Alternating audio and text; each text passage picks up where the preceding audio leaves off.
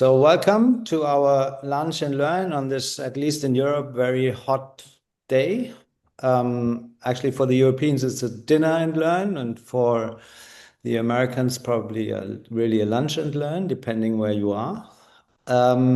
What we would like to do today, or what we would like to talk about, is the idea of our catalyst. And looking at the agenda, what I would like to do with you in the next maybe 30 to 45 minutes is, yeah, we did the welcome already. I would like to do an interactive introduction round with you, and I'll explain in a minute how that works. And then I will introduce the idea of the catalyst and what we are currently doing. And then I will walk you through a demo of the current pilot we are having. And after that, I would like to ask you to answer a little questionnaire from our side, so to get some feedback. So, and there are two questions I would like to have to answer. So, what catalyst function do you find most impressive, and what do you think is missing and should be part of the catalyst? And then we have open question and answers, and then we are done. Yeah, most people, 7 people actually. Okay, so nobody said no. Okay, interesting. All right. So if you follow me,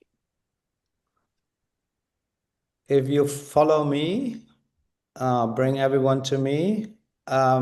We have a board here with 3 pillars on it. And the 3 pillars are, or sections are, who am I? What I'm doing, what's my profession, and how do I use AI for? What do I use AI for? And I filled that out as an example for myself. So my name is Georg from Datentreiber. I'm one of the managing directors. The other one is also here, Martin. I'm your host, presenter, and moderator today. So for the next 45 minutes, and that's of course the important pillar here. I use AI for writing, image creation, and specifically also for research, and of course also for strategy work, but we're coming to that point in a minute. So what I would kindly ask you, I started already, perfect, is to fill that out. And I give it 2 minutes. Mhm, mhm.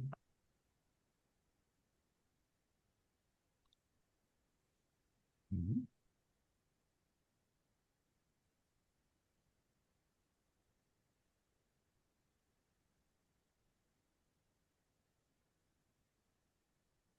So the easiest way to fill that out would be actually to copy the line from me and just substitute the text with your content.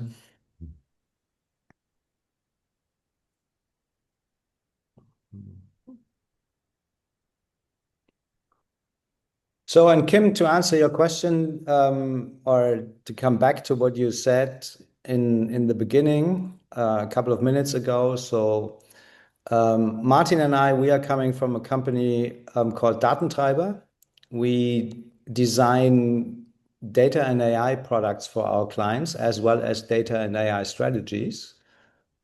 And that's actually one of the things we will talk about today. We have a connection to Miro because you asked why you were invited via Miro. So we are a heavy user of Miro. Basically, everything we do is in Miro, and all the templates and all the workshop facilitation and all the tools we develop are currently all in Miro.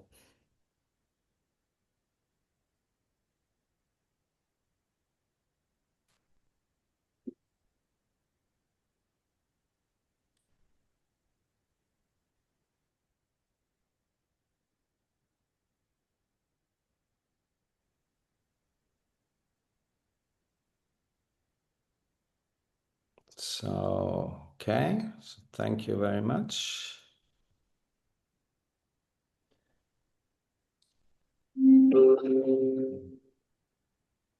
Okay, so let's quickly look at that.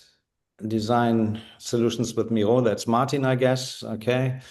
Currently use AI for EMBA research and assignments. Okay. What is the EMBA to answer? To question? Executive MBA. Okay. Data analysis, strategy, tools, and development. Okay. Yeah. Writing research strategy, conducting research, automating boring work. Okay. Everything. Okay. Lillian use it for everything. Okay. Well, that's a wide, wide scope. Okay. Workshops, writing research, news consumption, product development, and coding. Yeah. Coding, image creation, writing, research, design, music automation. Yeah. Creating process flows mainly. Okay. And double. Okay. Svenja, what is double? May I ask? Sorry, yes, you may ask. So I dabble is essentially I try and bring it into more of my daily work. But yeah, if I had to describe it in terms of yeah, where I am, I'm crawling and I'm trying to walk. So the dabbling Okay. is I experiment and I try and bring it more and more in. But yeah, so Okay. Thank more you. maturity level. Thank you. Yeah. Okay. Good. Thank you for that insight. I mean, Martin pointed it already out. It's written here, designing data and AI strategies and solution with Miro AI. That is actually the topic for today. And we are to give you a short introduction what our thinking is and what we are working for. Then this picture probably describes it best. So we envision to use Miro as a kind of virtual data and AI consultant. So this glass here in the middle, which knows our methodology, which knows our framework, data and AI business design, which has knowledge and can use the tools and templates which we are providing for data and AI strategy development, and that all on top of the collaborative Miro AI. And we built a prototype, and I will walk you through that prototype in a moment. And the basic idea behind that is that it takes all kinds of input.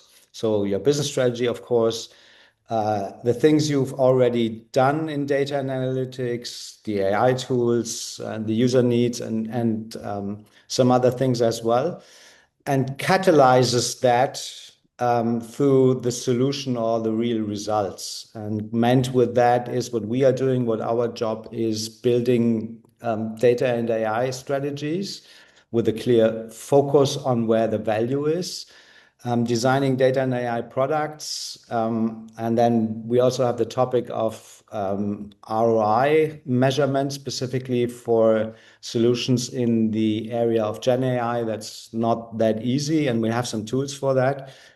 And basically to bring everybody to an aligned roadmap. So with buzzword to describe this with buzzwords, it's actually from ideas to impact. So think of the catalyst really as a guide which guides you through our methodology, which helps you to do the right steps, which challenges your thinking, which checks what you are doing, and then hopefully, therefore, probably not so much accelerating, but improving the results you can do. And of course, since this is a virtual new teammate we are trying to build in the moment, it's there 24/7. So we are basically also making ourselves not redundant, but thinking of a new model how clients could work with our methodology. So in order to bring some flash to that,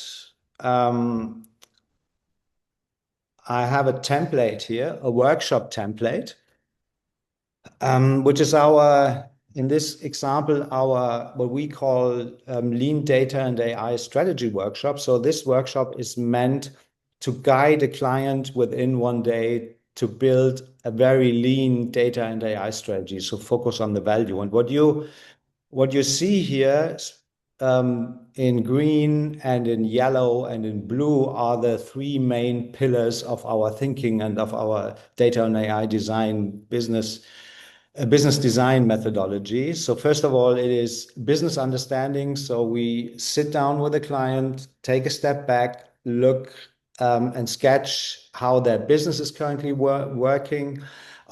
It's not only just the business, it could be also a process or a customer journey or anything else.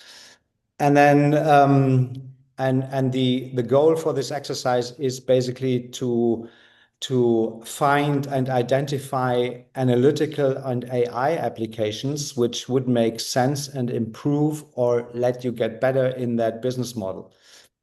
And the second step then, that's the thinking behind that, the solution is only accepted if it really addresses the user needs.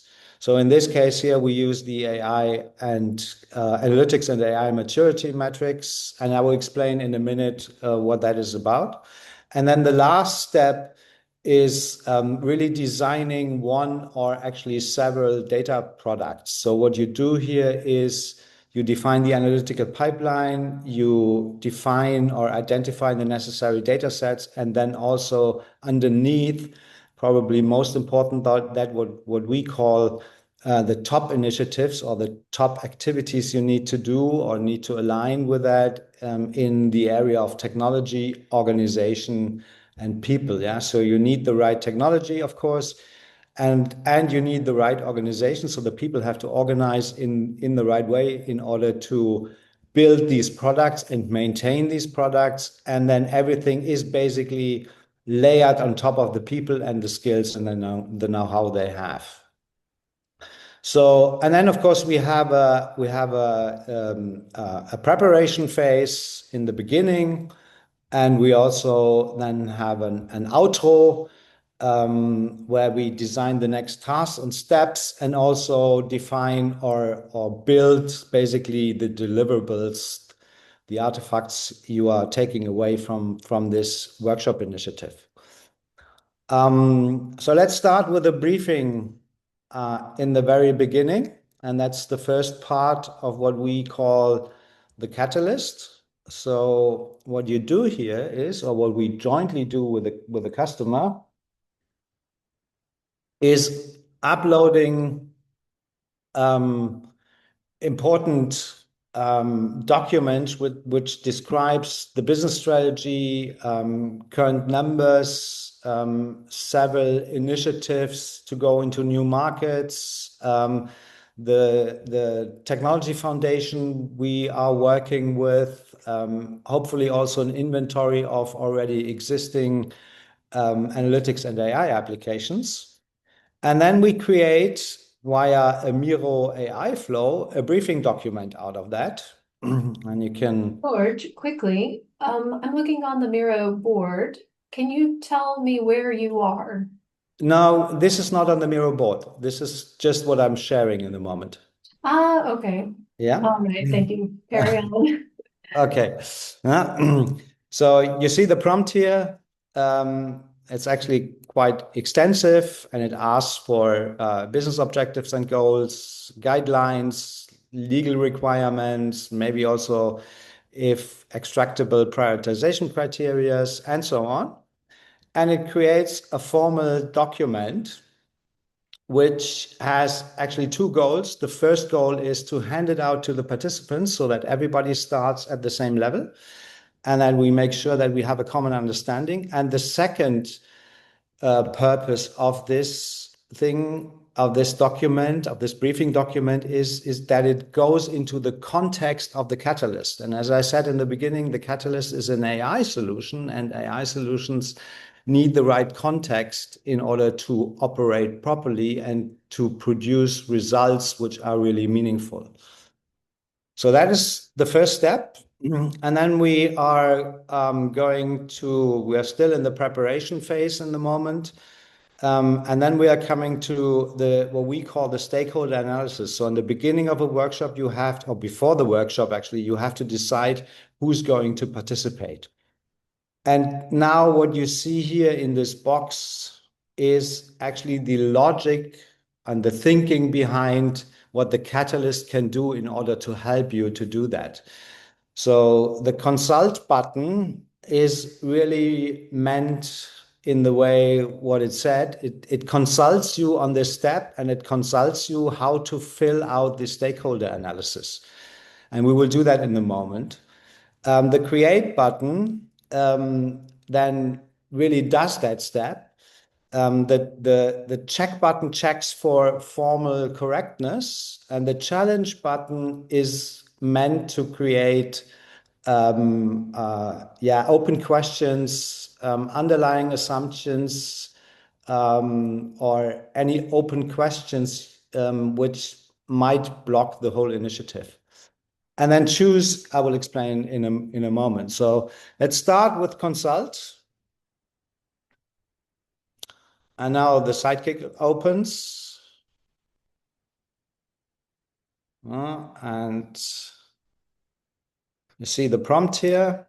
And now it's thinking. So the Sidekick, so the catalyst actually knows our methodology and has descriptions for all the canvases and all the tools we are using, including, or in addition to that, the briefing. And here you get an explanation what that stakeholder analysis canvas is good for and where you are. So your current situation is that you are in the process of selecting the right people. And it gives you really detailed step-by-step advices what to do. From the top of the screen, you need cross-functional representation, marketing, brand, sales, key account, and so on. And it also recommends here what the next best action is. But before we go into the next best action, you can also chat with the catalyst. So you can, for example, ask, if you look at the stakeholder analysis here, there's a field saboteurs. So let's ask, what is a saboteur?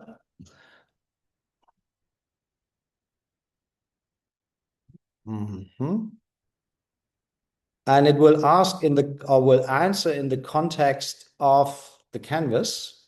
Saboteur explained, so stakeholders who might resist, obstruct, or undermine the data and AI initiative, either actively or passively. Why identify them? Yeah, better to invite them early. If you can't beat them, work with them. Examples in the context we are here and what to do. So invite them, understand their concerns, and address blockers early.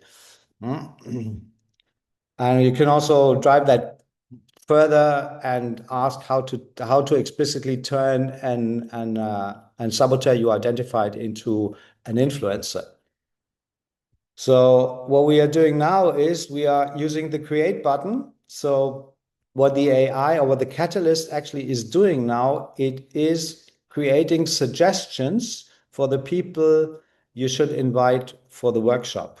So who is a stakeholder of the workshop? And what happens now, what you will see in a moment is that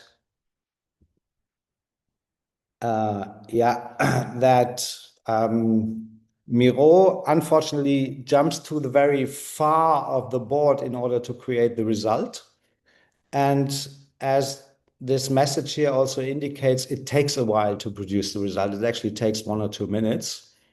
I let it run, and we can look at the result later because I have the result already here.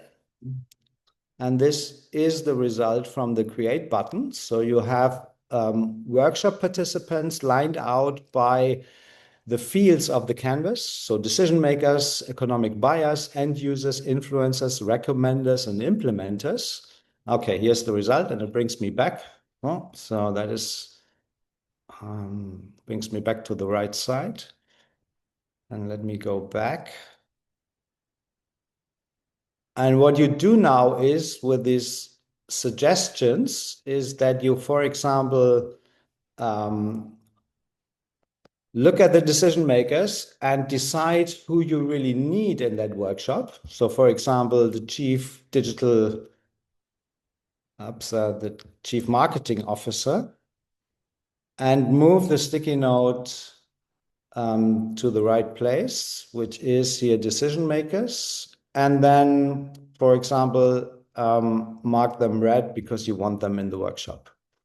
So the catalyst actually produces suggestions, and you are always in the loop. So it's not taking the decision where to work or what to do. It actually helps you, assists you, and guides you through that whole process. So in order to explain the other buttons we have here, and to stick with that, we move to a little bit more advanced example, which is the business model canvas, which I guess most of you are familiar with. And what you see here, what we are doing here, the consult button is doing the same like what we saw before with the stakeholder analysis. But here we actually have two creates. So we have a help to create the elements of the business model for our example here, which is Lindt, which is a chocolate producer in Germany, and sells internationally their products. And the result is what you see here. It's all the green sticky notes. And if I click the button, which I'm not going to do now, because then we will end up on the right side of the board again, but I did that up front. And if you look here, the catalyst produces this result here. So again, organized by the elements of the business model. And then you see what, given the briefing, what the elements should be, or what in this case, what the user should be. And you can either take them as they are, or you are modifying that. So that stimulates that's the idea behind that. It stimulates your thinking. It guides you basically. And the same holds true, because that the next step then would be to identify use cases, analytical and AI use cases in that business model, which drives the value forward. What the value actually is defined, or should be defined, in the briefing document. So typically it's more revenue, but it could be also market penetration or anything else. And creates then, in this case, blue sticky notes with the solutions, which might help or might be appropriate in the context we are currently in. And if you look at the results, if I would press the button, which I'm not doing right now, then you see, for example, here, ideas like unified voice of customers, so classify complaints and reviews into one taxonomy in order to be able to do structured analysis on that. Or we have here something seasonal demand forecaster, reduce the gold bunny over and under stock errors. So gold bunny is a product category of them, where they obviously can't forecast or not can't forecast reliable in the season. So it doesn't fit into their normal forecasting mechanism, because it's a seasonal product. So, and again, here's the same idea. It is meant to stimulate your thinking, and then you can discuss that with the people you have in that workshop. And I'm pretty sure, and we tested this several times now, there are some new ideas also popping up. And of course, most of these will probably be rephrased, but that's exactly the purpose. So the next step then here is to check, and let's run the check.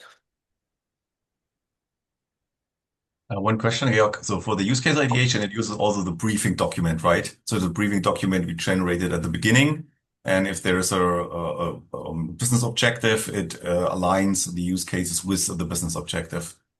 Yes, and that's why you see so many things, what I just showed before, which are going in a certain direction. Let's put it that way. So if you would change the briefing, also the use cases would change. Yes. Yeah. And if you change the scope, so our scope currently here is premium chocolate in Europe. Yeah. if you would make that, for example, worldwide, the situation will probably look different. And also the ideas, the catalyst will come up, will be different. So the quality review overall status, it says it is what we did here is structurally sound. There are it's jumping. There are no, what is happening here? There are no major issues. Let's do that again. I think there's a hiccup. Check again. It actually comes back with some recommendations. It also checks for duplicates. It checks if the sticky note is in the right box and if the use cases are associated to a certain element in the boxes, and in order to make sure that you are 100% aligned. So critical errors, okay, there are some. Interestingly, box fit errors, yes, okay. And color semantic violations, yes, okay. And also some minor issues. So it helps you to improve what you're trying to say or what you're trying to analyze here. And then the challenge button is meant, or the challenge step is actually meant to run that through a critical, what's that called? A critical, so find criticisms, find open questions, find critical assumptions, find things which are probably not fitting together. So the catalyst is meant also to act as a sparring partner in this respect. And this is the result from that step. So there are, for example, a question, an open question: how will inconsistent retail data sharing across market be reconciled?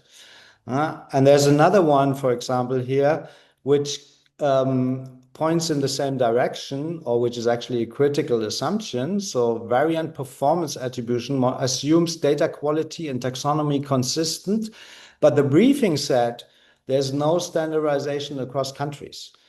So that is a very important hint when you design a data product based on this current situation you have regarding the data sets, that the first step should be an experimentation. Can we align the data? Can we reconcile the data?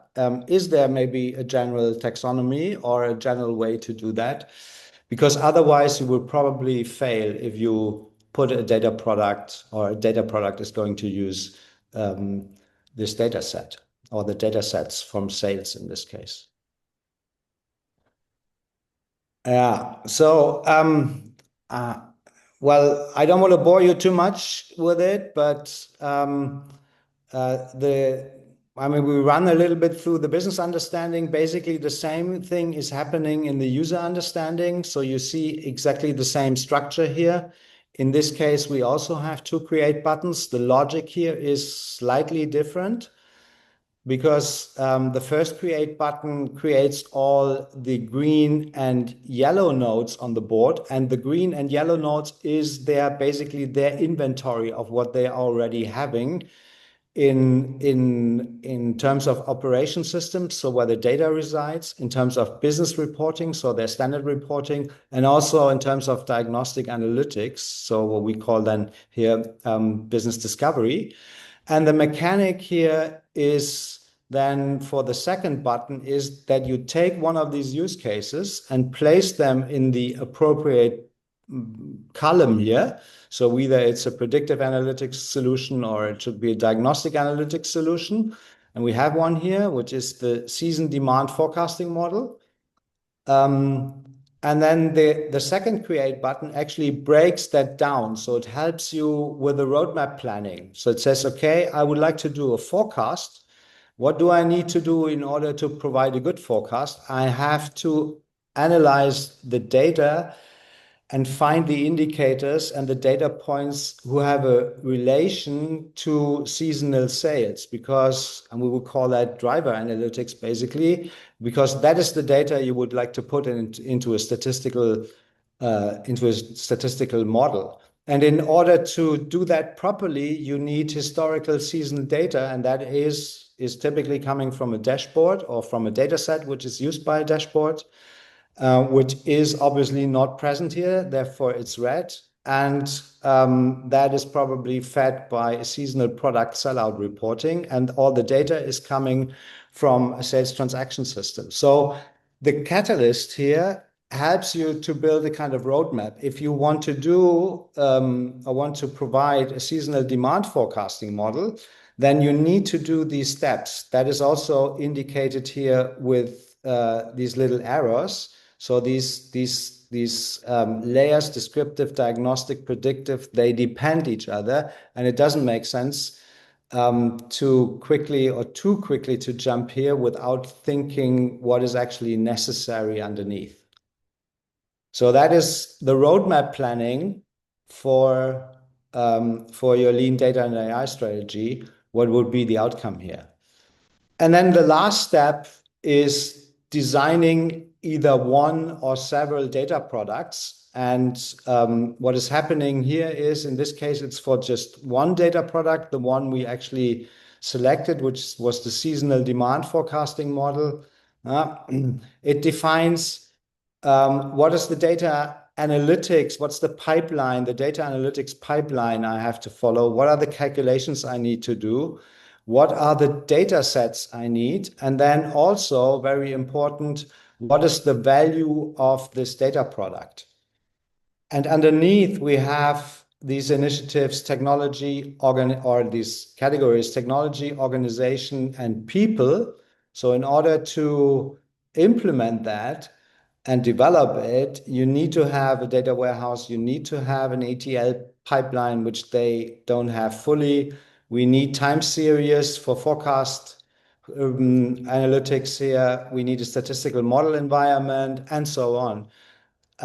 So that helps you, because it's always twofold. It is a design for the data product itself, but it's also then checking or making sure that these top initiatives, which are probably most important, are also aligned to what you would like to do. Yeah, so I'm coming back to the board here. That hopefully describes it on a high level at least. So the catalyst is really meant as a companion to guide you through the strategy development process, and with helping you first doing the right steps, challenging what your thinking is, making suggestions in which direction you should think, and then also checks formally correctness in order to produce a better outcome. Georg, what do you think? Does it replace us as data and AI consultants? Well, I personally would say probably partially. Okay. But in the end, the idea behind the catalyst is also that it doesn't take any decision. So you are still in the loop. You are, the company who runs that strategy initiative, or the person who the stakeholders basically are taking the decision in the end. The catalyst is just the guide and the idea giver, quote unquote. And then you have to decide, as the person who's going to develop the data and AI strategy, what is really useful and what we don't want to do at all. Can you go back to the lean data and AI strategy template and go to the analytics and AI maturity canvas? Yeah. Yes. The red, so this was generated by the catalyst, right? The red sticky notes, and also everything you see here was generated by the catalyst. Okay. Can you zoom in? Because what I find impressive that it really gets it right, that you, in order to create a demand forecast model, you first have to identify the seasonal pattern and therefore you first need some kind of reporting. But what I spotted, what it got wrong is, for example, that I mean, there is the CRM and e-commerce system, which probably contains all the transactions, but it came Yeah. up, you need a sales transaction system. So, and this is where I mean, it made a mistake. But on the other side, I think quite impressive that it came up with I mean, it's a Yeah. valid, plausible roadmap, right? Yeah, and again, this is a good example about what we just discussed before, because Yeah. the catalyst is not spitting out the truth. Yeah. It is, in the end, it is an AI solution. Yeah, so it is Yeah. based on a large language model. The thinking is still yours. Yeah. Yeah, but to come back to your point, yes, everything here on this canvas was produced by Okay. the catalyst, and it's pretty near to reality. And Yeah. also these red stickies here. The only thing the catalyst didn't produce currently is the arrows. So it doesn't produce the Okay. flow. You have to do the flow, but everything else is coming from the catalyst. Oh.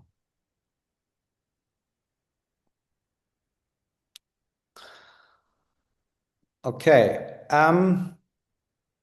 Any more questions? I have a quick one. So I think thanks for first of all, thanks for walking us through this whole journey. I wanted to ask is I think when we went through the whole process, uh, the AI generates these nodes, right? Which basically, let's say in the red part, it denotes the roadmap, right? Have we done any evals, like working with multiple customers on your site to see how accurate these are in the first place? Like you found one example where it was wrong, right? But how accurate do you think AI is in this case? Yeah, that's actually, well, what you should take into account in the moment, this is a pilot. We are actually looking actively for pilot customers who will develop that further with us, and we are checking it out with existing customers in the moment. But we don't have really 100% reliable data if too much bullshit, let's put it that way, could pop up here. I think at the moment it's more like a prototype, right? And Yeah. yeah. Does that answer your question, Lloyd? Oh yeah, very well. Yeah, no, I actually forgot. This was so mature that it's still a pilot. So no, thanks for. Yeah, no, this is Yeah. still a pilot. This is still a pilot. This is not. Yeah, I mean, it's also for me the first or second time Georg showed me today in the morning, but not in very detail. For me, it's also the first time I saw this version of the prototype, and this is why we're doing the lunch and learns to get some feedback also from you guys. So yeah, Yeah. so to test whether we are on the right track. Yeah. So, and feedback is the right word. What we would like to ask you is to do another poll and maybe also answer another question is, so if you are, what do you think is the most impressive function you saw so far from the Catalyst? Is it the briefing summary? Is it the consult functionality? Is it start the poll? Is it the create? Actually, is it the challenge? Is it the check? Is it the choose? That is one question we have and we would like you to use for. And the other question is, what do you think is missing and should be included? And you can just click on this thing here and write in your comments and it will add it to that widget here.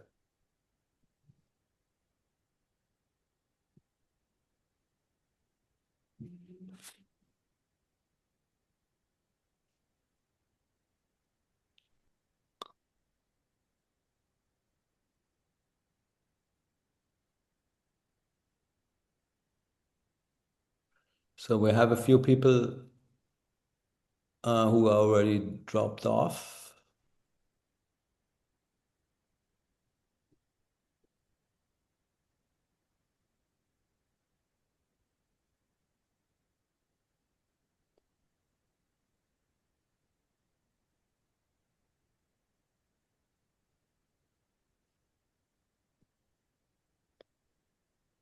Okay, any more questions?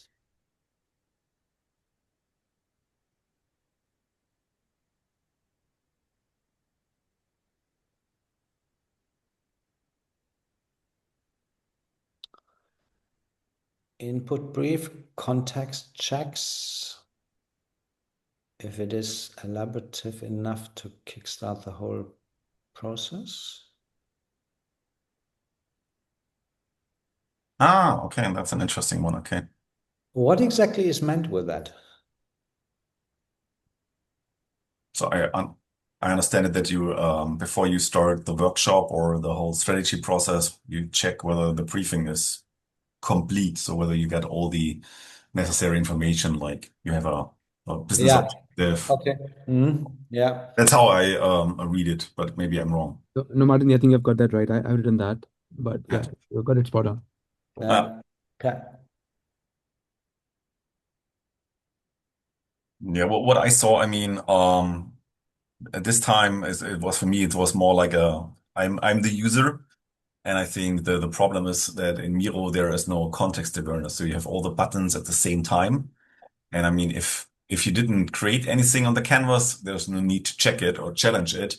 It should like, okay, the buttons should appear at the right moment.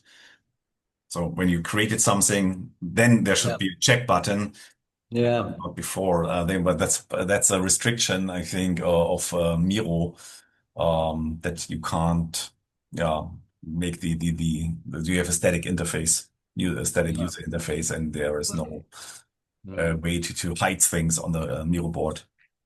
Mhm. Okay, everybody said create was the most impressive. Yeah. Yeah. Okay. Yeah. Mm. Mhm. Yeah, I think it's because also when you see something, if you hit check, I mean, you get a lot of Yeah, you have a lot of text then, yes, yeah. of course. And you have to read through the text, but it's actually valuable information in there, Hmm. which is difficult to show. And it's Yeah, better you sit in front of it and test yeah. it. Mm.